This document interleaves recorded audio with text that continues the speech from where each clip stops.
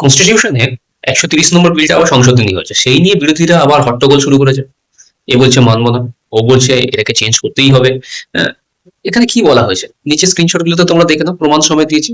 এখানে বলা হয়েছে কোনো মন্ত্রী, সেটা প্রধানমন্ত্রী হতে পারে, চিফ মুখ্যমন্ত্রী হতে পারে, অথবা যে কোনো মন্ত্রী হতে পারে, রাজ্য এবং কেন্দ্রীয় মন্ত্রী হতে পারে।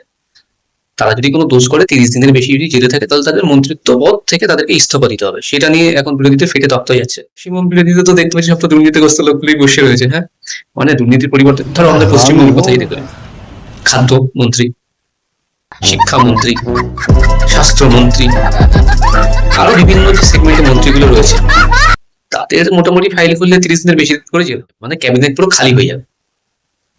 তা এখানে তো দেশের প্রধানমন্ত্রীরও নাম আছে, তিনিও নিজেকে এখান থেকে বাদ রাখেননি। তাহলে শুধু বিরোধীরা এত চিন্তা করছে কেন, প্রধানমন্ত্রী তো চিন্তা করছে না? মন্ত্রী হিসেবে স্বরাষ্ট্রমন্ত্রী অমিত শাহেরও নাম রয়েছে। অমিত শাহ যদি কোনো ভুল করে তাহলে অমিত শাহেরও কিন্তু মন্ত্রিত্ব পদ চলে যাবে। প্রধানমন্ত্রী যদি কোনো ভুল করে প্রধানমন্ত্রীর পদ চলে যাবে। মানে যে নিয়ম এসছে সেটা ভুল, মানে হচ্ছে তোমার 30 দিনের বেশি যদি জেলে থাকে, তাহলে শুধুমাত্র এখানে বিরোধী দলের মন্ত্রীরা তো আন্দোলন করছে কেন? না, ব্যাপারটা ঠিক থাকছে না। क्या बोला तूने?